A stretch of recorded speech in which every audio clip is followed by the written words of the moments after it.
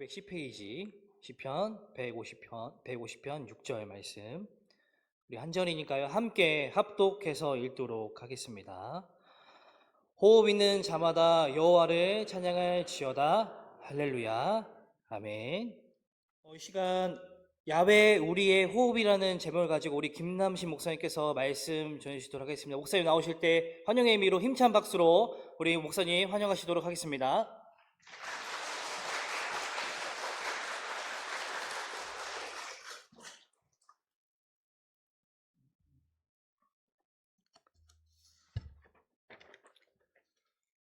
그 우리나라에 그 큰 경사가 하나 터졌죠.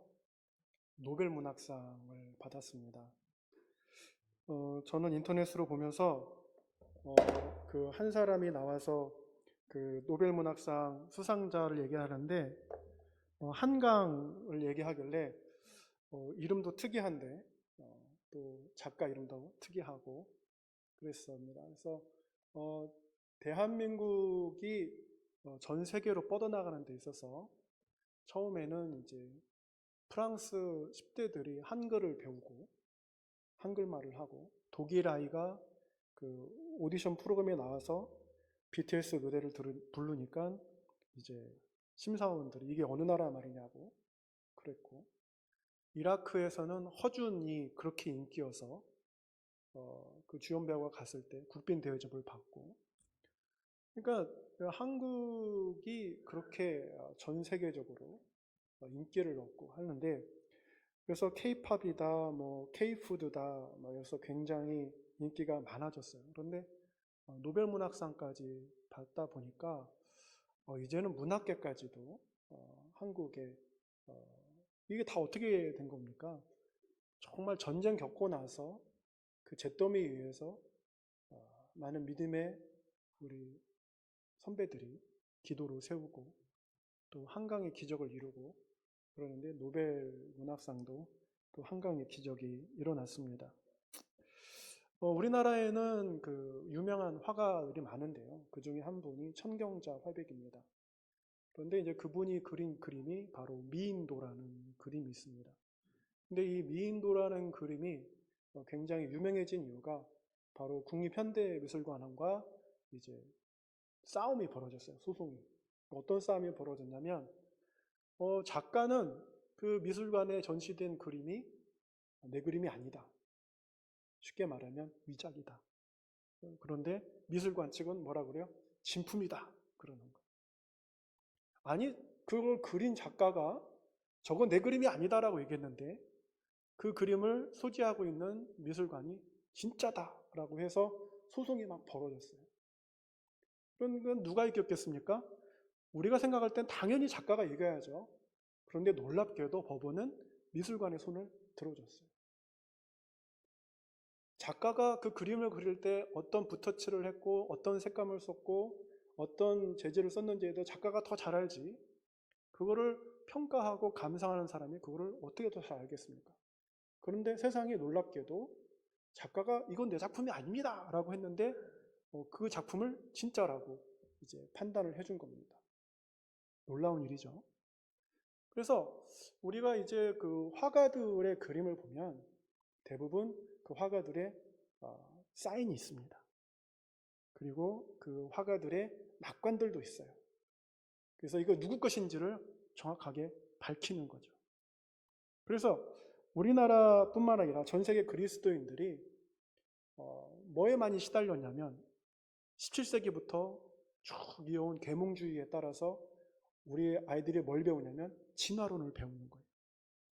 그래서 눈 떠서 이렇게 TV를 보면 EBS에서 화산이 터지고 막 번개가 치고 막 그러면서 조그마한 그 단백질 미토콘드리아가 막 변화해가지고 진화해서 물고기가 됐다가 양서류가 됐다가 포유류가 됐다가 뭐 새도 됐다가 막 이런 얘기를 해요. 그런데 교회에 오면 뭐라고 하죠?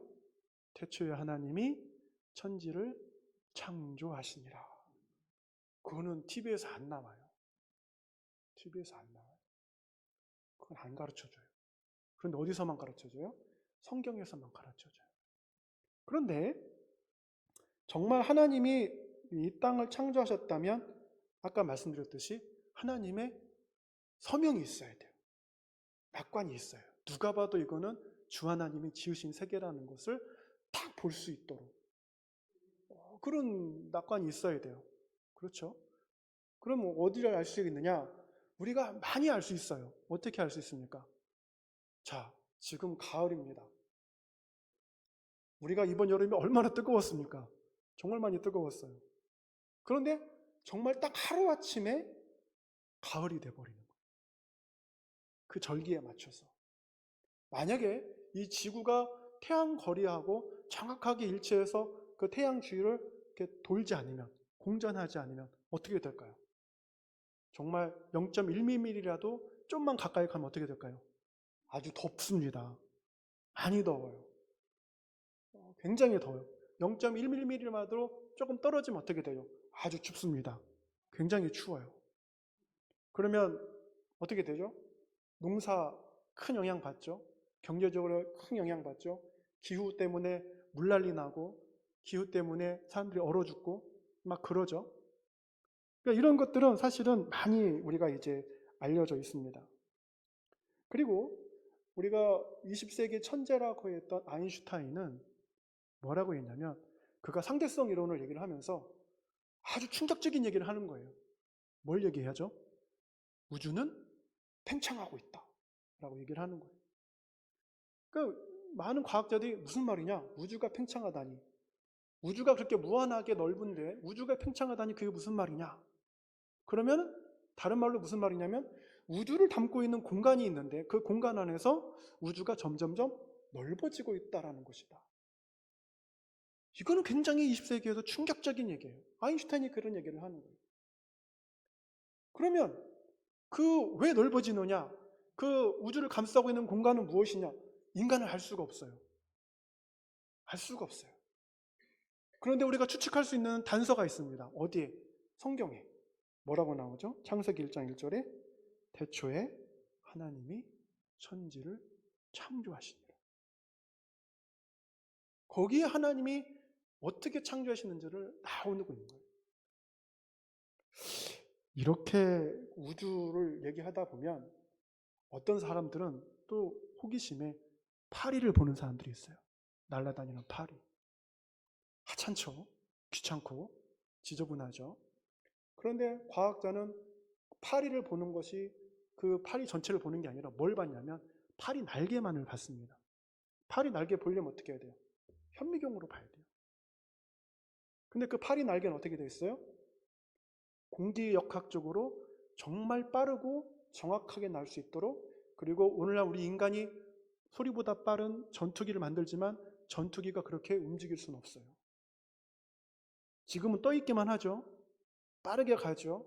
방향 전환하려면 쫙 돌아가야 돼요. 그런데 파리처럼 움직이게 하려면요, 그 사이즈로 그렇게 움직이게 하려면 엄청난 기술이 들어가야 돼요. 그런데 이 과학자는 그 파리 날개만을 봤어요. 그리고 결론을 뭘 지었냐? 이거는 저절로 만들어질 수 없다. 누군가는 이렇게 설계를 해야만 하는 것이다. 그래서 우리가 거대한 우주를 보든지 아주 하찮은 파리를 보든지 뭐가 있어요? 하나님 창조자의 낙관이 다 찍혀 있는 거예요. 누가 봐도 이건 하나님이 만드신 낙관이 다 있어요. 그런데 다 좋은데 우리 인간에게는 그런 낙관이 없을까? 하나님의 사인이 없을까? 우리가 잘 아는 것은 뭡니까? 창세기에 하나님의 형상을 따라서 우리를 어떻게 했다? 창조하셨다. 그 말씀을 하셨어요.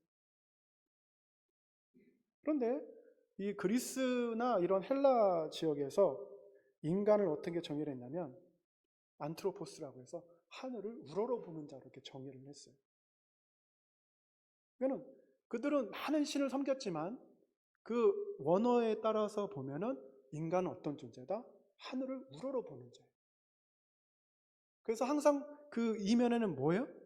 자기들도 잘 모르지만, 그래서 바울이 그 아테네에 갔을 때 알 수 없는 신을 섬기는 제단을 발견했을 때 그것이 바로 여호와 창조자다라고 알려준 것처럼 우리 인간은 뭐예요? 그리스 사람들이 보기에 하늘을 우러러보는 자로 알고 있었던 거예요. 그런데 성경에서 뭐라고 나와요? 하나님이 아담과 하와를 창조하셨다고 나오는 거예요. 자, 우리 여기까지는 다 알아요. 그런데 모세가요, 이제 광야에 서 있을 때 시내 산에서 하나님을 만납니다.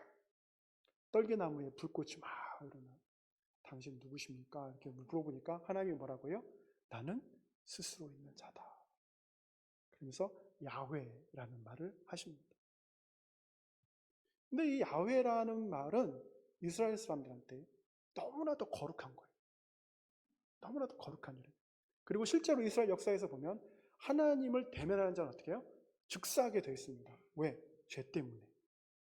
그래서 이 여호와라는 이름이 너무나도 거룩하고 두렵기 때문에 이 야훼라는 이름을 곧바로 못 쓰고 여호와라고 약간 바꿔서 쓰는 거예요. 약간 바꿔서 쓰는 겁니다. 그러면 이 성경에 이 여호와 이름이 나타날 때 필사를 하지 않습니까? 서기관들이. 이렇게 위에서 이렇게 필사를 하는 거예요. 필사를 하면 어떻게 해요? 그 이름이 너무나도 거룩하기 때문에 여호와 이름이나 나오면 어떻게 해요? 서기관은 펜을 놓고 나가서 뭐 한다 그랬어요? 목욕하는 거예요. 참회를 하는 거예요. 내가 하나님 앞에서 부정한 짓을 저지르지 않았는데도 참회하면서 목욕을 제기하고 나와서 여호와라고 씁니다. 그럼 또 쓰다 보면 또 여호와가 또 나오죠. 그럼 어떻게 해요? 또 나가서 목욕을 제기하고 그 거룩한 이름을 또 씁니다. 여호와 이렇게 쓰는 거예요. 그게 몇 번 나오죠? 성경에 6,000번 나옵니다. 근데 우연히도 아담에서 아브라함까지 2000년, 아브라함에서 예수님 때까지 2000년, 그리고 예수님부터 지금까지 2000년, 그래서 6000년 족보상에 그렇게 나옵니다. 그러니까 이 여호와라는 이름은 인간의 삶에 깊숙이 들어가 있는 거예요. 그리고 아까 말씀드렸던 헬라의 사람들처럼 인간은 어떤 존재다? 하늘을 우러러보는 존재. 그 야훼는 그렇게 거룩한 이름인 거예요. 그런데 여기까지는 또 우리가 알아요. 여기까지는 압니다. 그 여호와라는 이름이 거룩한 거예요. 근데 야훼라고 했을 때 그 정확한 발음은 어떻게 하는 것이냐? 근데 우리 한글이 정말 위대하죠. 아까 노벨 문학상도 받을 만큼. 그래서 어디 인도네시아 어디 무슨 부족은 한글을 해가지고 자기들 문자로 쓰고 이렇게 합니다. 그러니까 한글은 어떤 소리든 다 표현할 수가 있어요. 근데 야훼도 우리가 그냥 히브리 성경에서 받아서 야훼로 표시를 하는 거예요. 그러다 보니까 우리는 야훼를 알고 있어요. 근데 진정한 야훼의 발음은 무엇이냐라고 했을 때 이겁니다. 우리가 이름으로 소리로 야훼 이렇게 하는 것이 아니고 실제로는 어떻게 하는 거냐면 이게 야입니다. 이게 회입니다. 그래서 이 야훼를 발음하는 정확한 발음은 인간이 숨을 내쉬고 들이마시고 할 때 나는 소리가 야훼예요. 이게 야훼예요. 아니 어떻게 이럴 수가 있지? 봤더니 창세기에 뭐라고요? 하나님이 우리 인간을 창조하실 때 아담을 뭘로 지으셨죠? 흙으로 빚으시고 그 다음에 어떻게 하셨죠? 그 생기에 코에 생기를 불어넣으시는 거예요. 이게 이제 히브리어로 네페시인데 한글 성경에는 생기 또는 생명 이렇게 되어 있습니다. 근데 이거는 그냥 그렇구나 그냥 어려운 말이네 그랬나 보다.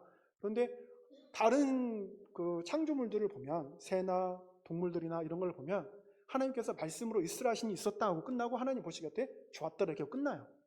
근데 하나님이 직접 빚으시고 낙관을 정확하게 딱 찍으시고 변함없이 하신 사람 것은 인간밖에 없어요. 그 생기를 딱 불어넣으시는데 그 생기에 뭐가 들어가 있어요? 숨이 들어가 있잖아요. 그래서 아담이 숨을 쉬는 거잖아요. 근데 그 숨 쉬는 게 뭐예요? 이게 뭘 부르게 돼 있어요?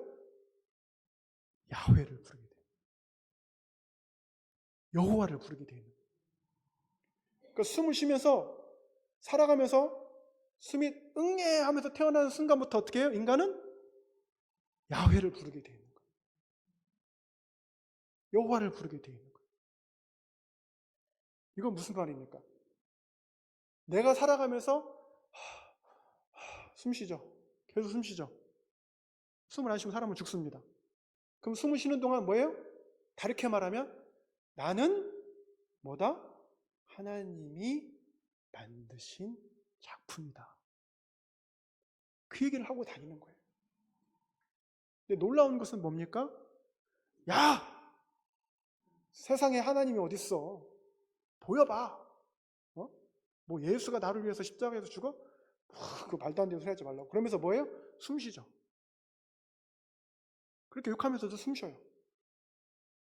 로마 병사가 예수님을 채찍으로 막 때리면서도 뭐 하면서 때리죠? 숨 쉬면서 때리는 거예요. 숨 멈추고 때리는 사람 없어요. 십자가에 못 박으면서도 어떻게 해요? 숨 쉬면서 못 박는데 그 숨은 뭐예요? 실제로는 야훼를 얘기하고 있는 거예요. 여호와, 여호와, 야훼, 여호와, 하나님, 하나님. 우리가 1분에 숨을 몇 번 쉬는지 한번 세보세요. 이거 세보세요. 내가 몇 번 내가 호흡을 하나. 그만큼 내가 내 몸에 뭐예요? 낙관이 있어서 여호와 하나님을 부르고 있는 거예요. 이제 생명에 다해서 숨이 넘어갑니다. 그 숨이 넘어갈 때 우리는 말도 못해요. 그럼 어떻게 합니까? 우린 말도 못하지만 우리 몸은 마지막까지 누구를 불러요? 야훼를 부르는 거예요. 여호와를 부르는 거예요. 그러면 뭐예요? 야훼요, 여호와요, 창조자요. 하나님은 우리를 죽음에 이르게 창조하지 않으셨습니다. 그렇게 디자인하지 않으셨어요. 영원토록 살도록 디자인하셨어요. 그런데 왜 우리가 죽음을 경험합니까? 죄 때문에 그렇죠. 죄로 인해서 우리가 죽음을 경험하는 거죠. 그 야훼를 우리는 죽음을 경험하면서 부르는 거예요. 그러면 여러분, 자기가 만든 그 최상의 작품이 산산이 부서지고 찢겨져 나가는 것을 볼 때 누가 가장 가슴이 아파요? 그 작가가 가슴이 아픈 거예요. 그 창조자가 가슴이 아픈 거예요. 그걸 누구도 회복시켜 줄 수가 없어요. 누구 외에는. 창조자 외에는 회복시켜 줄 수가 없어요. 그런데 더 놀라운 게 있습니다. 뭐가 있냐면 구약학자들이 이 야훼, 영어로 표현하면 YHWH 이렇게 되어 있는데 다 자음이에요. 모음이 없어요. 이게 어떤 의미냐? 쪼개봤어요.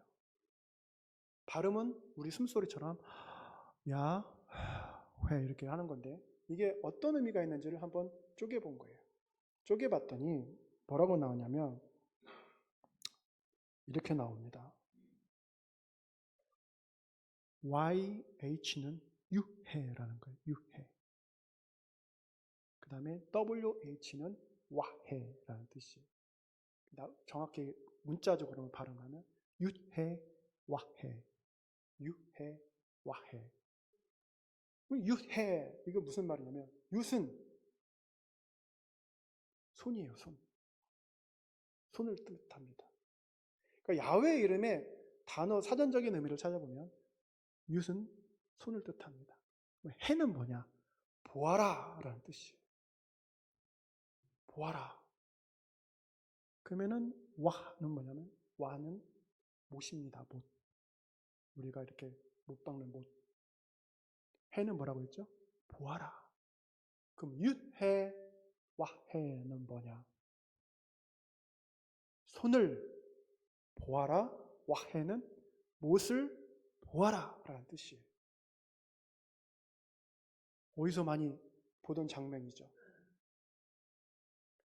야훼라는 이름을 우리가 숨소리로 계속 발음을 하면서 여호와로 말을 하고 그런데 거기에는 어떤 의미가 있다? 손을 보아라, 못을 보아라. 예수님께서 골고다 언덕으로 올라가시면서 채찍으로 맞으십니다. 십자가를 지고 가세요. 십자가에 지고 가셔서 손에 못을 박히십니다. 그리고 이제 십자가에 올라가서 이렇게 매달리시죠. 그때 누가 울부짖어야 되냐면 거기에 있는 대제사장들이 다 울부짖어야 돼요. 거기에 있는 서기관들이 다 울부짖어야 돼요. 거기에 있는 율법학자들이 다 울부짖어야 돼요. 거기에 있는 랍비들이 다 울부짖어야 돼요. 저거는 저 손의 못자국은 유해 와해고 야훼고 여호와인데 저거는 지금 모세에게 말씀해 주신 나는 스스로 있는 자다 야훼다 여호와다라고 했을 때 그 단어의 의미가 저 십자가에서 이루어지는 건데 저분이 메시아구나, 우리가 메시아를 못 박았구나, 어찌하면 좋을꼬 하면서 다 옷을 찢고 통곡해야 되는데 어느 유대인도 그렇게 하지 않았어요. 어느 대제사장도 서기관도 그렇게 하지 않았어요. 오히려 하늘이 울리고 땅에 지진이 나고 어두워지니까 로마 백부장이 저 사람은 하나님의 아들이다. 이 사람은 여호와 야훼 모릅니다. 유해 와해 모릅니다. 그런데 직감적으로 아는 거예요. 이 사람은 그 어느 신보다도 더 강한, 로마 제국에서 섬기던 그 어느 신보다도 더 강한 하나님의 그 아들이라는 것을 이 사람은 고백할 수밖에 없는 그러한 전율을 느낀 거예요. 그런데 반드시 알아야 될 이스라엘 백성들은 무감각한 거예요. 손을 보아라, 못을 보아라 했는데 안 보고, 안 듣고, 안 읽고, 그러면서도 자기 호흡은 뭐예요? 야훼를 계속해서 호흡하고 있는 거예요. 우리가 그 전도를 할 때요, 예수 믿고 구원받으세요, 천국 가셔야 됩니다. 그럼 사람들이 뭐라고요? 안 믿어요 하면서 어떻게 호흡한다고 그랬죠? 야훼를 호흡하고 있어요. 야훼를 발음하고 있는 거예요. 근데 그 야훼를 발음하면서 그 의미는 뭐라고 했죠? 손을 보아라, 못을 보아라. 스스로가 그 이야기를 하고 있는 거예요. 그러니까 창조자께서는 우리 몸 안에 유해, 와해, 야훼 이거를 얘기를 해주시면서 우리가 부인할 수 없는 증거를 우리 몸에 딱 박아 놓으신 거예요. 어디에? 여기에 박아 놓으신 거예요. 누가 들어도 이 인간 하나님의 작품이구나, 하나님의 창조하신 아담의 후손이구나, 이건 누구도 부인할 수가 없는 거예요. 예수님께서 십자가에서 뭐라고 하십니까? 그 사람들이 야훼를 발음하면서도 유해 와해, 손을 보아라, 못을 보아라 하면서도 그 발음을 하면서도 자기를 십자가에 못 박고 자기를 욕하는 그 사람들을 향해서 예수님께서 뭐라고 하시죠? 저들을 용서하여 주십시오. 예수님께서 그 말씀 하시는 거예요. 그러니까 하나님의 그 위대한 작품이 창조자를 못 알아볼 때에 하나님께서 어떻게 해요? 그것마저도 용서하시겠다라는 말씀을 성경에서 해주고 계시는 거예요. 저는 전도를 못해요. 저는 나가서 사람들 만나지도 못해요. 근데 뭐예요? 각 사람마다 하나님께서 뭐예요? 자기가 의도했든 의도하지 않든 숨을 쉬면서 뭐예요? 그 의미를 계속해서 전달하고 있는 거예요. 손을 보아라, 못을 보아라, 손을 보아라, 못을 보아라. 야! 너 왜 교회 왜 가? 학원 가야지. 기말고사가 내일 모레인데, 너 수능이 내일 모레인데 어디 교회를 가고 있어? 공부해야지. 그러면서 자기 숨 쉬면서 뭐라 그래요? 손을 보아라, 못을 보아라. 목사님 제가 사업이 잘 되면 교회 나가겠습니다. 그러면서 숨 쉬면서 뭐라 그래요? 손을 보아라, 못을 보아라. 그래서 자기가 호흡하면서 야훼를 얘기하면서 계속 그 얘기를 하고 있는 거예요. 심지어는 이단에 빠져서 메시아가 아닌 자를 메시아라고 생각하고 진리가 아닌 것을 진리라고 하는 사람들도 숨을 쉬면서 뭐래요? 손을 보아라, 못을 보아라 하고 있는 거예요. 그래서 바울이 뭐라고 합니까? 로마서 1장 19절 20절에 이렇게 얘기합니다. 이는 하나님을 알 만한 것이 저희 속에 보임이라. 하나님께서 이를 저희에게 보이셨느니라. 창세로부터 그의 보이지 않는 것들, 곧 그의 영원하신 능력과 신성이 그 만드신 만물에 분명히 보여 알게 되나니 그러므로 저희가 핑계치 못할지니라. 이 야훼라는 말씀 의미와 발음을 알기 전에는 로마서의 바울이 말했을 때는 그래, 온 우주를 보고 온 세계를 보고 세포를 보고 밖을 봤을 때 우리가 어떻게 창조자를 부인할 수 있느냐, 이 모든 법칙과 이 물리적인 법칙과 우주 천문학적인 모든 원리를 봤을 때 어떻게 창조자를 부인할 수 있느냐 했지만, 정작 우리 인간을 봤을 때, 인간의 호흡을 봤을 때는 뭐예요? 우리는 태어나면서부터 죽을 때까지 끊임없이 야훼를 부르고 있었던 거예요.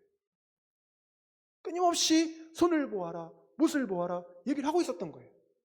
계속해서 예수 그리스도의 그 구원을 계속해서 반드시 봐야 된다라고 얘기를 하고 있었던 거예요.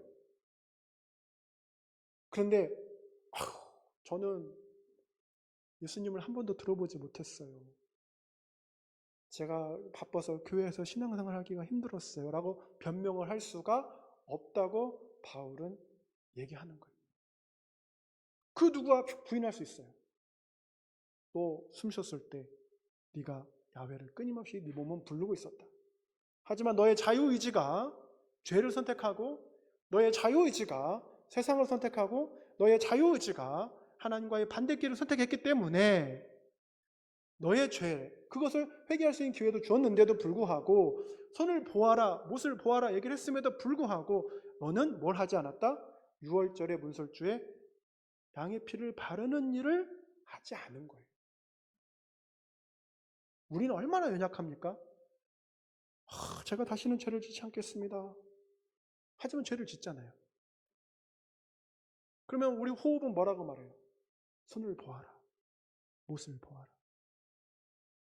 어떻게든지 그 길로 가려고 애쓰는 것이 바로 성결의 삶이에요. 그게 바로 성화예요.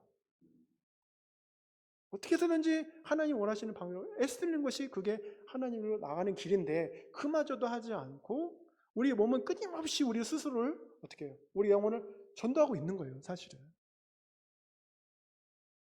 그런데 하나님을 부인한다, 예수 그리스도를 믿지 않는다, 어느 누구도 부인할 수가 없습니다.